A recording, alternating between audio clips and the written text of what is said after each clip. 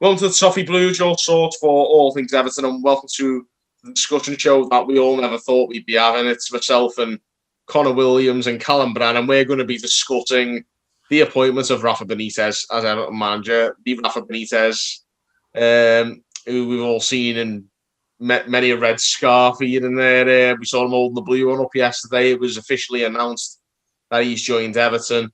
To mixed reviews, to say the least. And I'm sure the views might even be mixed on this channel here. So we've got a show here with myself and Connor and Callum. We'll see what our takes are. We'll start with you, Connor. What's your opinion on the Benitez appointment? Disappointed. I've said it a couple of times on the channel, and I was reading the comments the other day and got told not to be so negative on the issue. For me, it's not so much the Liverpool links, though. It's just I feel like there were a couple of people last year that were saying Ancelotti's style is too defensive, not enough balls in the box. And for me, I feel like we're going to get similar with Rafa Benitez, only he's not going to have he's Carlo Ancelotti to his favour. He's going to have his Rafa Benitez to his disadvantage, and his Liverpool ties will then go against him. I don't think he's going to play attacking fancy football. I've heard a lot of Newcastle fans say he plays a 4-5-1. It's meant to be like a 4-2-3-1. And then on top of all that, the fact that he's going to split this fan base straight down the middle and make it so toxic, not just at Goodison, but between fans as well, just screams a bad idea for me. The thing is, you say it's becoming toxic. It was already toxic, mate, if you ask me. I think there's been plenty of that. It's been like this for years, mate. I mean, there was murder when it was sort of dying down at the end of the Martinez era. There was murder when things were going wrong for Ronald Koeman. There was obviously when Allardyce came in, it was very similar to this. I think it's the very same. It's a very in the same sort of mantra. I think of Sam Allardyce's appointment. I think it does take on that mantra. I think, doesn't it, of underwhelming manager who is generally not liked by the fan base, regardless of football and performance. It's also a personality problem, I think. With Allardyce, it may well have just been arrogance, but with Rafa, it's obviously the ties to the rivals, and of course what he said while he was manager of them. We'll obviously got to touch on that. Callum, what's your take on this? I mean, do you think that the Liverpool ties are going to be the biggest stumbling block in all this, or do you think fans will be warmed over if he puts in gets a decent sort of performance out of the squad? Yeah, I think it depends on what type of fan you are, really, because, if you're some diehard Everton fan who's had a season ticket for 55 years, you might not like it because of the links to Liverpool, but in the end, it's something we've got to accept. And, I'm not exactly on the side of get behind the manager no matter who it is, but I'm also at the side of he's come out in the interviews. He seems to want to work with the club. He wants to improve the club. He's got a bad history with a director of football, but even he's come out and said, I'm willing to work with Marcel Brands. In his interviews, and I understand Carlo did this, he said all the right things. He's, I'm not completely convinced on him yet, but I'm also willing to give him a chance because there's no point hiring a manager. And then, there's people saying Rafa out already. At least let him make a few signings, play a few games first. I don't care if he came from across the park, to be honest with you. It's like I was saying this with, I think it might have been you, Connor, before. If we hired Brendan Rodgers, would we be complaining? No, we wouldn't. No. So we've got to give him a chance first. And in the end, I think someone else said this similar, if in 6 months' time he hasn't got any results, then we can start complaining. But at least give him a chance to give us more reasons to complain first instead of just being extremely negative for no reason. But do you think he's already sort of starting a couple of blocks behind the starting line because of the Liverpool ties? I think it's going to make, if Ancelotti had 3 defeats in a row, I feel like it'd be given time. With Benitez, I feel like the knives will already be out. I think it depends what teams we lose to, doesn't it, really? Like, if we lose to Man City, Chelsea, Man United, we can't start throwing things at his head. But if we lose to Southampton, Newcastle, and Norwich, then yeah, I understand it. But at the same time, we all thought David Moyes were done at West Ham, didn't we? David Moyes everyone who said, David Moyes is done has just been made to look like an idiot this season because he's clearly not. I think it's the idea of, it's kind of the problem with Jose Mourinho is it's football's passed him by. But if Rafa's willing to learn and willing to adapt to new styles of football, then yeah, he might succeed. But it's just all about giving him a chance, really. We've got to now that he's the manager, because there's no point now saying we didn't get what we want, we hate this club, this, that, because in the end, there's nothing we can do about it. And in the end, Mashiri's not going to listen to all the complaints and then think, right, I've made a move. Sorry, Rafa, you've been here 3 days, but I'm going to have to sack you. Yeah, well, that's obviously not going to happen. Do you think Mashiri's made the right decision here? Because I think a lot of fans have sort of turned on Mashiri as a result of the decision. I mean, it's no surprise that just the day after this, that obviously there's some stadium updates come out today. So a lot of people are like cynically watching them, pushing them to one side. And, I think as Mashiri made a bad sort of move in terms of, I think he seems to have damaged his own relationship with the fan base with this decision. He's made a bad move for his own reputation with the fans, yeah, but in the end, let's say Rafa wins us an FA Cup, he restores his reputation, doesn't he? Like, I don't care about his links to Liverpool. If he wins us a trophy, he wins us a trophy. If he gets us Europa League, he gets us Europa League. In the end, it's all about, now he has a bad reputation. And, but even people were, look at the crap James were getting when he first joined and stuff like that. He's this, he's that. Why are we picking off Real Madrid's bench? And it's just, I think a lot of us can be, me included, really cynical for just the sake of it and really complain. I do it all the time. I hold my hands up and I'll watch Richarlison put 3 bad performances in. Oh, why didn't we accept the 80 million from Barcelona? We all do it, and I think football fans in general do it. But we don't know if Mashiri's made the wrong appointment until Rafa's had a chance to prove Mashiri wrong or prove Mashiri right. Absolutely. I think what worries me is if it doesn't work out for Benitez and he fails and we've hired an ex-Liverpool manager who's done a terrible job, I don't know how much trust, how much leeway will fans be willing to give Mashiri again if it comes to hiring another manager like a year or two down the line. Yeah, I think if this happens, I think Mashiri's got to hold his hands up, say, I made a mistake, apologise, and then just give it to Marcel Brands, let Marcel Brands handle it. Because Mashiri's gone, from what it sounds like from what Brands has said, he hasn't gone against Marcel Brands. But at first, that's what he was doing, wasn't he? Marcel Brands wasn't really being considered for his opinion, and maybe Benitez turned Brands' opinion around a little bit, but at the same time, we don't really know what was going on in the inner workings of the club. We can only go off reports. But if this fails, you've just got to give Brands the chance, and that's because I don't think Brands is going to walk. He's clearly not. He's said he's interested in working with a winner like Benitez.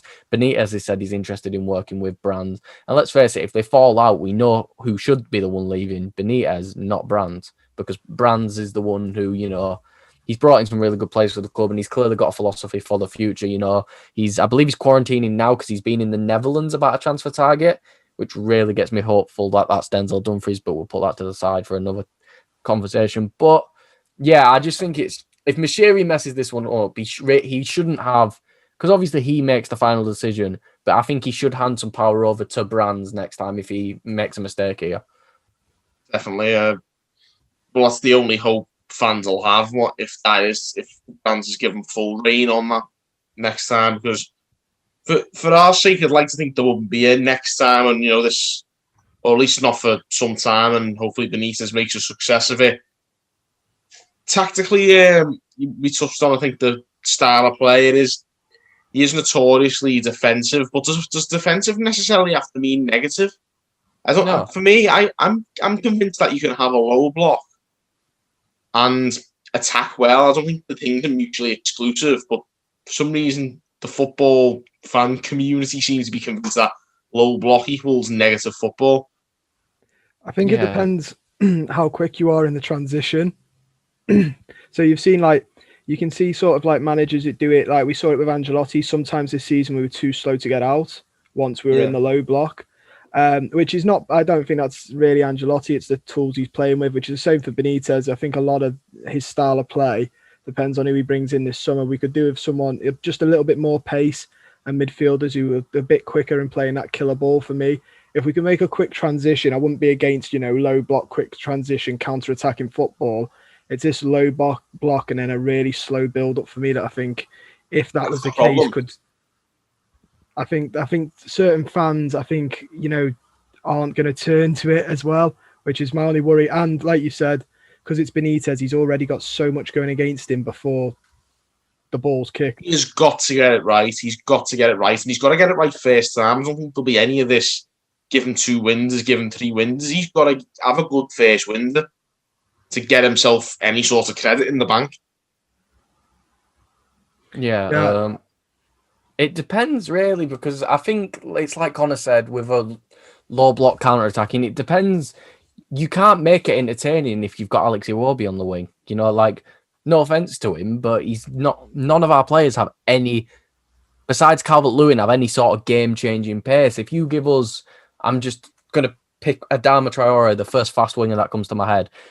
You give James the ball, because that's I think a problem I think we struggled with as well when James even played. I don't think he got the ball enough to play that. So if we play it out of the defence into James, a player who we know that on his first touch can send a 30-yard pass with no problem. It depends, doesn't it? It depends on the type of counter-attacking football you play.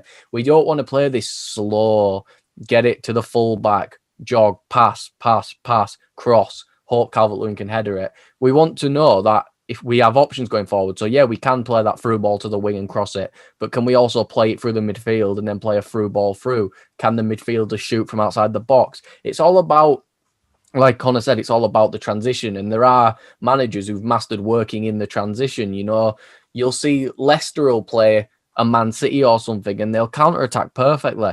Leicester will play Liverpool, they'll counter-attack perfectly.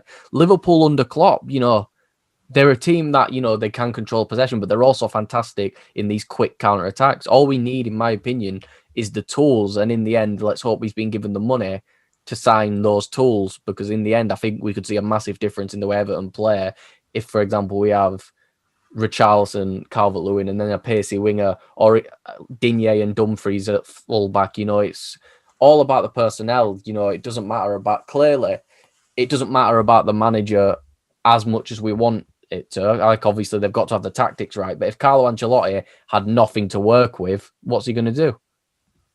Absolutely. But with that in mind, you mentioned Benitez coming in, and regardless of who the manager is, this squad just doesn't get you excited, does it? No. I think that's more of a problem. I mean, that may well make the act fall even quicker on Benitez if it does, because I don't know how much of it's going to be Benitez's fault. But I don't know, because we don't know how much he's got to work with. We don't know who's leaving. We don't know who's coming in.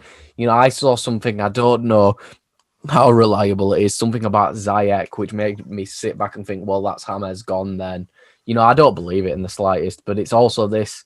If, for example, let's say that's true and the winger we're deciding to sign is Hakim Ziyech, that's not what we need. No. What we need is, it doesn't matter if it was literally Adama Traore who just runs in a straight line and crosses it in. That will do for us, because I actually think all we need is a decent player with a lot of pace. We don't need this world-beating winger. He just needs to be a decent enough winger with a lot of pace who can swing in across or can cut inside. It doesn't have to be this really advanced. It doesn't need to be I can't even think of anyone right now. It doesn't need to be Leroy Sané or some really good winger. It doesn't have to be this world-class winger. It literally just has to be a winger who can fit the system and can counter-attack well. That's it. Direct and not basically running circles like Iwobi does. Yeah, it's like, it's like, the thing is, it might sound mental, but part of me is so desperate now, and it might sound mental, for just bring back Deulofeu for the third time, because at least he could, unlike Iwobi, at least he'd dribble past people and score. No, I see. I mean, Deulofeu is a better crosser than Iwobi, and that's about where the differences end. I see a lot of similarities between them two. I think the two of them were horrific for running down blind alleys. Yeah, but at least Deulofeu's got that goal against Middlesbrough. Yeah, true, yeah. That's the thing. He's not even got that. But no, it just needs to be a direct winger with some pace, man. We don't need a world beater. Watford have got that Sarr. He'd be perfect. And, Everton fans will love him straight away because of his performance against Liverpool. It's just, it doesn't have to be this really advanced winger. It's like I said, and I'll say it a million times, we could go to the Dutch league, sign a winger with some pace, and he'll probably do a job, because all he has to do is be direct and know how to cross a ball. That's it. I think this Everton team's been crying out for pace for a long time. No one ever seems to address it. Whether it's Ancelotti, Koeman, Marco Silva, none of them's ever seemed to address it. This problem of a lack of pace on the flanks. It's bad. It's so bad. It's so slow, and it's like the worst part is some of the players don't even attempt to run. It's the worst part is like some of them know they're not that quick, so they don't even attempt to make runs. We just need someone who will be constantly, for example, we signed a right winger who's constantly running at the left back and not giving him any room to breathe for most of the game, and that's it. Because in the end, our best attacking sources when it comes to going forward are all left backs.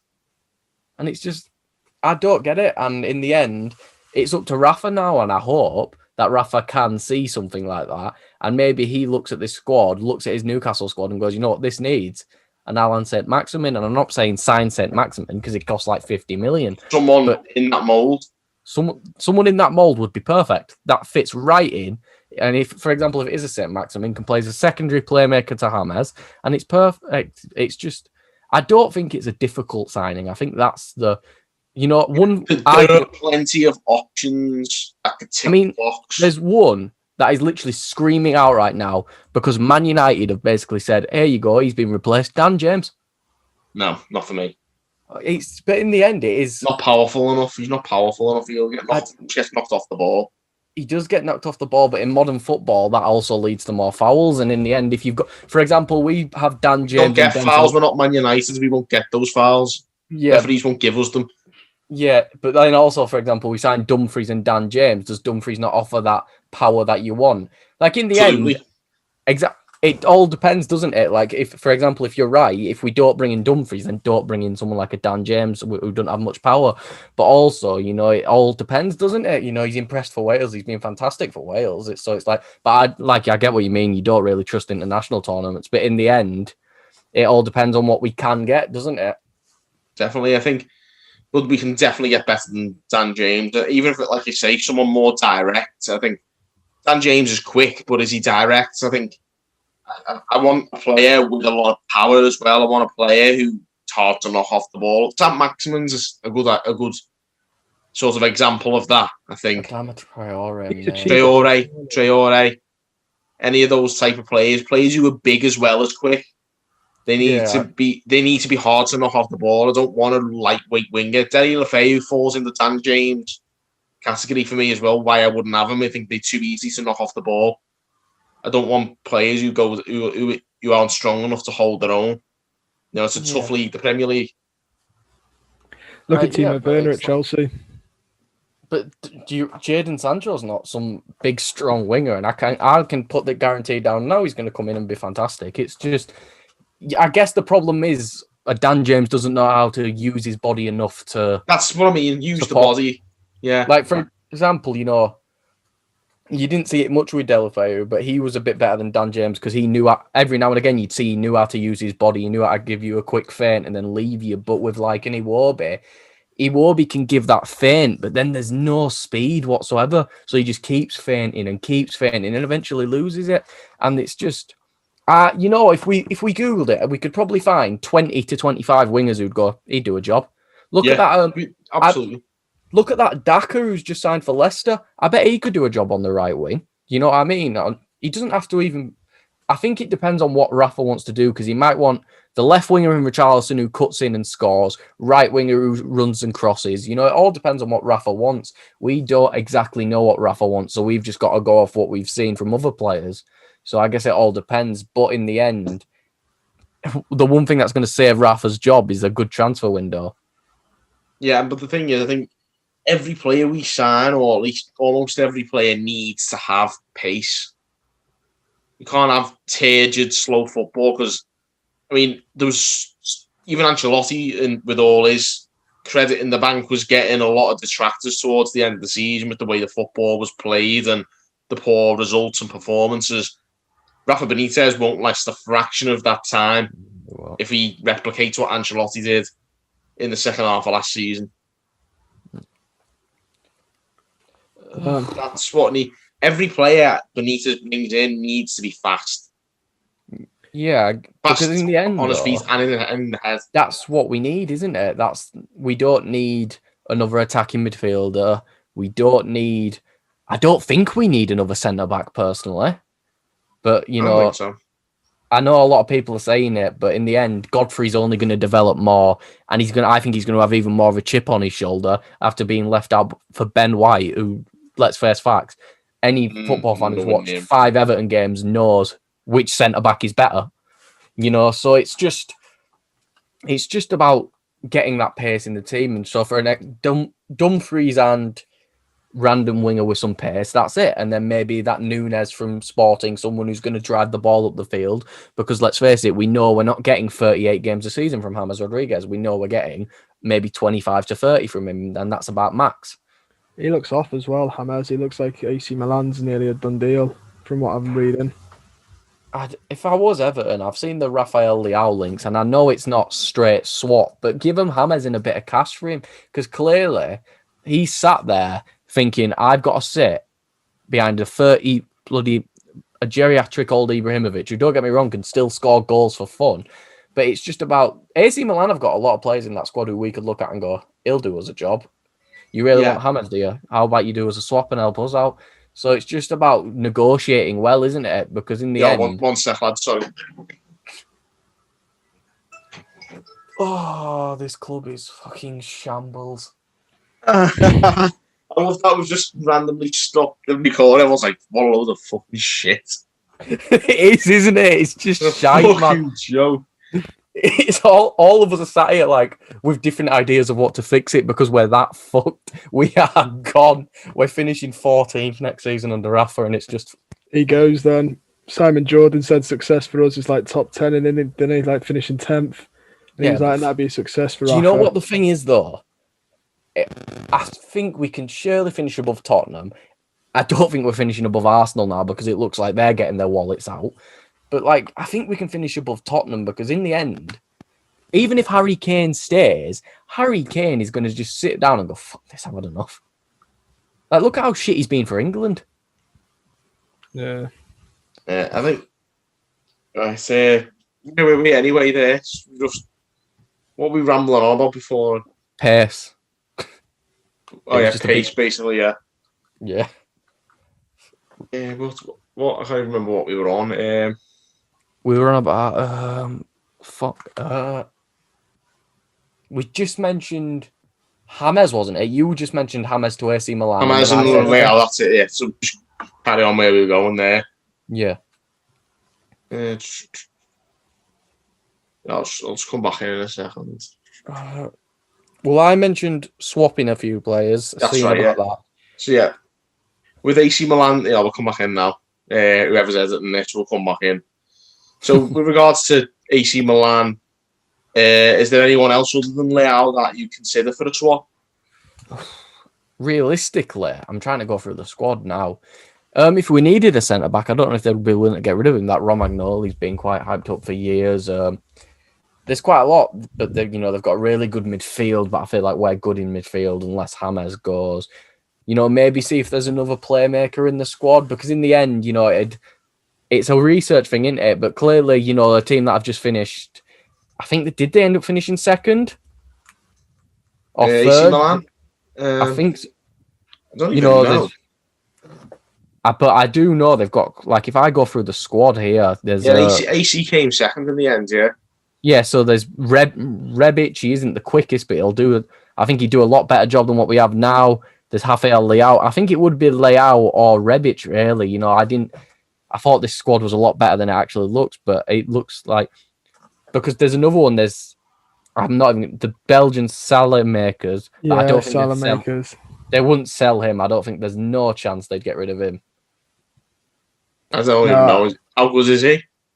He's You know what he is? I think he is what we need. He's good at... I remember him right. He's good at taking a man on. I don't think he's like electric with pace, but he's quick enough to handle the Premier League. He's definitely quick enough. It's just... I look at this AC Milan squad, and don't get me wrong, what's the rumoured price? Is it 15 million euros, I think? Between there, it's like 10 and 20, isn't it? Yeah. I'd rather just get a swap deal with another club. Like, Leao who else? would be good. He could play on the wing as well. Leao would be a really sensible one for us. Yeah. But he wouldn't be a winger we've just talked about. He'd be more like a bit more like the Moise Keane type of winger that he plays at at PSG, where he's your more inside forward. Then you're crossing wing, you're out and out. Also, you've also got someone to fill in for Calvert-Lewin in the event of an injury there as well. If you do that, Yeah, exactly. And towards the end, he looked really tired, Calvert-Lewin, towards the end of last season. Basically, Leao would be a straight replacement for Josh King, to be honest, wouldn't he? Except he'd actually play. Except that, yeah. Yeah. Which is just, I don't know. And I think he's slightly better standard as well. Yeah, definitely, Just a little bit. But he'd be replacing that role that King had in the team, only that it was Ancelotti's choice to not play him. I mean, I can't imagine he'd have been amazing, but I still think he should have got a bit more game time than he got. I'm just glad we gave him the 6-month contract and not like a 4-year deal or something silly like that. Steve Walsh was still here, would have been. I'm trying to think, who were the 3 clubs? Because there were 3 clubs about Hammers, wasn't there? I feel like it was Atletico, AC Milan, and was it Napoli? Might be Napoli, I'm not sure. Because if it's Napoli, see if we can convince him to give us that Lozano. He is really fast. He's really fast. He's a really good player as well. I remember him being really good like this season. I think he started his little career revival under Ancelotti, which is why we started getting linked to him in Ancelotti's reign. But then obviously Ancelotti saw money in his eyes, left us, and now is getting hit by the taxman. So what's actually going on with that as well? It's just like that saga's just become really crazy. I mean, I literally think he just stepped into Spain. They thought, you can just come back here without paying your taxes, can you? And just hit it on him straight away.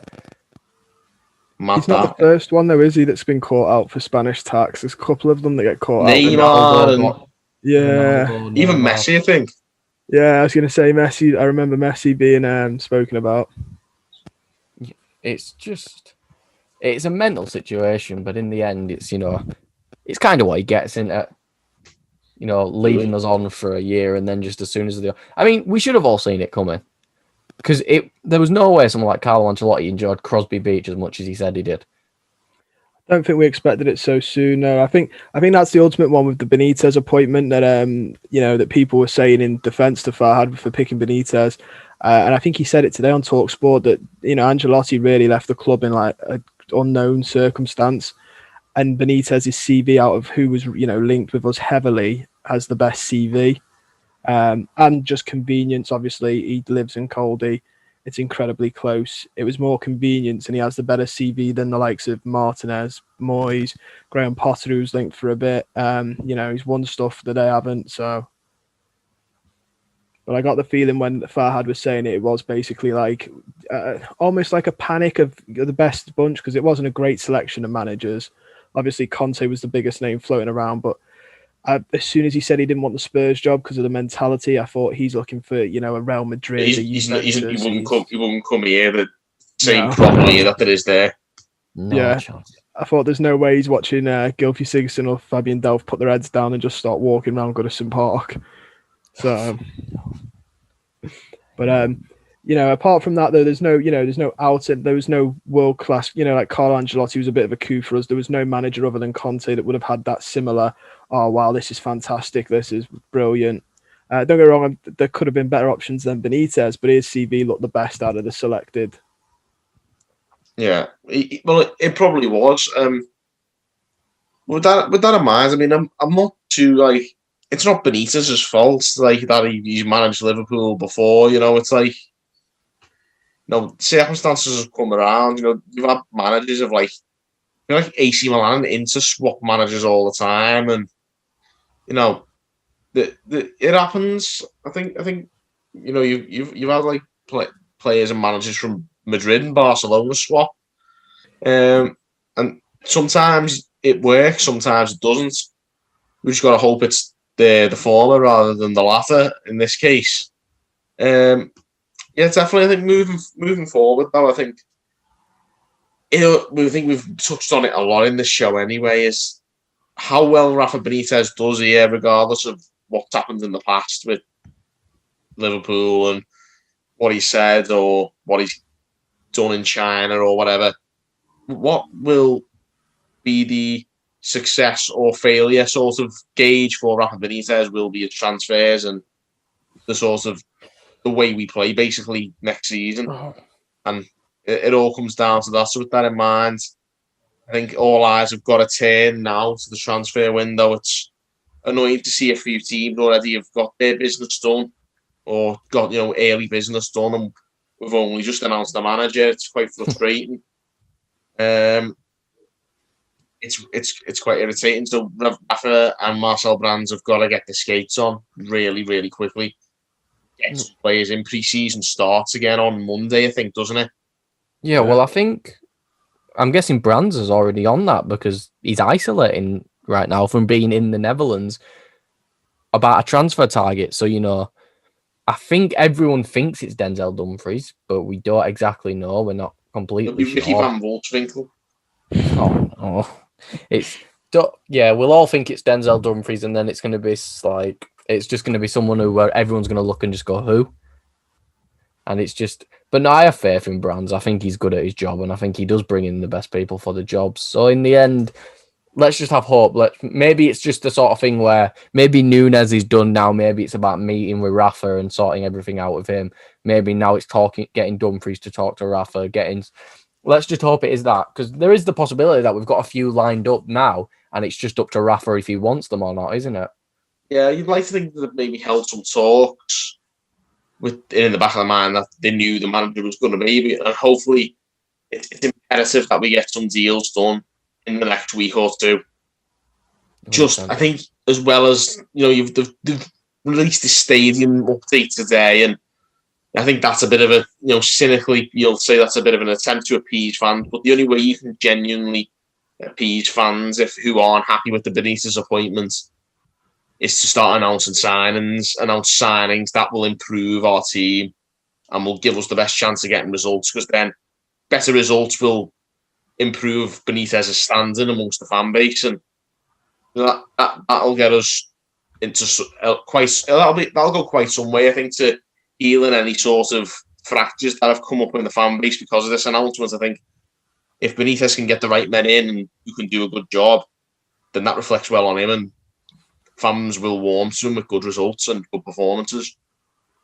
Yeah, well, the anticipation as well. If we get someone in who's exciting and the fans are looking forward to, it'll take the attention off Benitez. So instead of looking at it as Benitez's first game, a lot of fans can go, "Oh, I can't wait to see so and so play," and it just sort of takes a hit away from Benitez, because at the minute, as it stands, no signings at all. The first game is all Benitez's first game. Whereas if you got someone who's a bit exciting, maybe a winger, or even Dumfries, who looks really good at the Euros, it takes that little bit of a hit. Fans are then excited for something else other than Rafa. Yeah, I think it's all about I think it'll just stop any sort of. It won't be as toxic, basically, if there is any sort of toxicity amongst the stadium. We've got Southampton on the opening day. Fans backing Goodison. You don't want it to be toxic for Benitez's first game, and it could be if we don't get it right. But if we do get it right, the atmosphere will probably be good. Might get us off to a good start, and then that sort of makes things a bit easier for Rafa to do his own job and hopefully get us moving forward. But it's imperative, basically, that to improve the mood around the club now, regardless of whether Benitez does well or not, he's got to start bringing in some signings, because that will start a bit more of a feel-good factor amongst the fans again in the build-up to the new season. It needs to come, and it needs to come quickly. Yeah, it definitely does. But even if you look at our fixtures, we play Southampton, Leeds, Brighton, Burnley, Villa, Norwich, then Man United. Villa and Leeds being the two tough games there, but realistically, why can we not win every single game there? It's not like none of these clubs blow us out of the water. Maybe some structures, what's good to beat Leeds. I mean, look at the way we played against Leeds I think it was at Elland Road when we beat them, or at Goodison. In February at Elland Road, we won. Villa, Villa have got a fantastic team, Grealish, Buendia now, but in the end, there's no team there that should blow us out of the water. There's no team there that we don't have a realistic chance of beating. If Rafa comes in, has a system, has the players he wants, and hopefully has some of the dignity that he had in the early 2010s, late 2000s, even during some of his Newcastle job, because he did do a good job with no budget. And in the end, people say, "Oh, Steve Bruce has done a better job." Steve Bruce has had £100 million to spend. Rafa Benitez, barely had £10 million to spend. So in the end, it's just we've got to give him a chance at first. If he has a clanger at this early season, then at least we can get him out. If he does really bad, just get him out before January. Give a new manager January to make something happen, and then we'll just have to move on again, won't we? But all we can pray for is Rafa to do well now, and it's just all these people are saying Rafa out. You've just got to give him a chance, because in the end, all we want is for Everton to win, no matter who the manager is. That's it. I just want to see Everton have a better season than they did last time. I want to see us playing in Europe the season after. That's all that matters. We missed out on Europe, and that's a disgrace for me. With the squad we had and the manager we had, we should have got Europe last year, and it didn't happen. If Benitez can deliver that, then I'm sure all's forgiven. Yeah, it definitely is. Absolutely. I think we'll leave it at that anyway, guys. Thanks for tuning in. Everyone who's been watching, thanks for coming on as well, lads. Callum and Connor. Thank you guys for watching this video on the Toffee Blues. We've got another show coming up as well with Thomas and Mike from Unholy Trinity, so definitely tune in for that as well. Subscribe for more content. And until next time, guys, thank you for tuning in, and I'll see you later.